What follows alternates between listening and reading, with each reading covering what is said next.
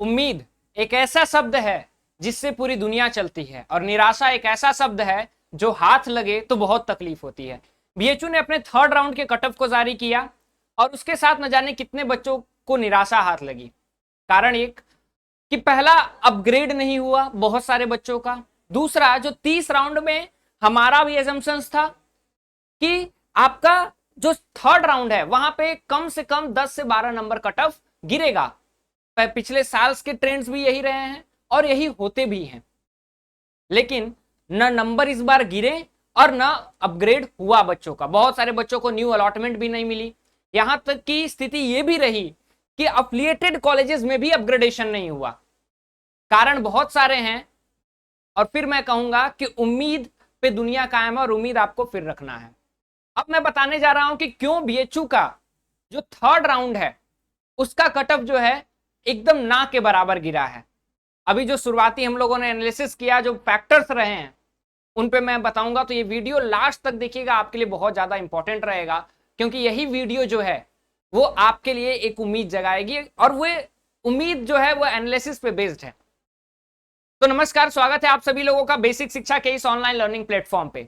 तो बीएचयू ने अपने थर्ड राउंड के कट ऑफ को रिलीज कर दिया है और इसके साथ जो थर्ड राउंड के कट ऑफ हैं, अगर आप इसको कंपेयर कीजिएगा फर्स्ट और सेकेंड राउंड में, तो फर्स्ट और सेकेंड राउंड में जो एवरेज फॉल दिखा था, अगर हम लोग बात करें तो फर्स्ट और सेकेंड राउंड में जो आपका एवरेज फॉल दिखा था वो कितना दिखा था कि फर्स्ट से आपका सेकेंड राउंड में एवरेज फॉल जो है मिनिमम 10 से 12 मार्क्स के दिखे थे। लेकिन वही सेकेंड से अगर हम लोग थर्ड की तरफ देखें तो वेरिएशन बहुत कम है, नेग्लिजिबल कहेंगे, 2-3 मार्क्स को हम लोग मानते ही नहीं है, 3-4 मार्क्स को मानते ही नहीं है। बीए जैसे सब्जेक्ट्स में अगर 3-4 मार्क्स के गिर रहे हैं तो बहुत बड़ा वेरिएशंस नहीं है, उसको नेग्लिजिबल मानेंगे। बहुत सारे कोर्सेज बीकॉम में कुछ कैटेगरीज में तो अपग्रेडेशन तक नहीं हुआ, कट ऑफ ही नहीं गिरी है।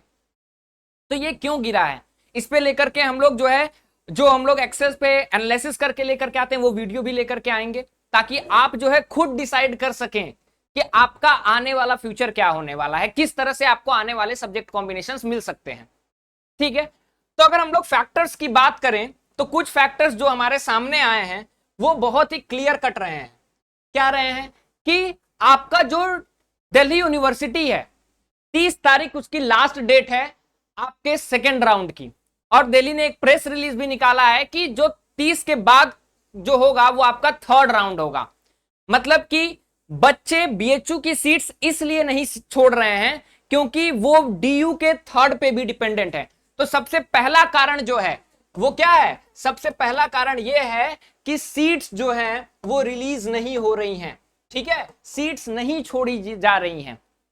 जो टॉप एफएमसी की अगर हम लोग बात करें तो बच्चे जो है कॉलेजेस को सीट्स नहीं छोड़ रहे हैं क्योंकि वो अभी भी डीयू के आशा में हैं, और कुछ बच्चे अभी भी एक और आशा में बैठे हैं, और वो आशा है इलाहाबाद यूनिवर्सिटी, एक ऐसी यूनिवर्सिटी जिसने अभी तक अपने पहले लिस्ट को भी आउट नहीं किया है।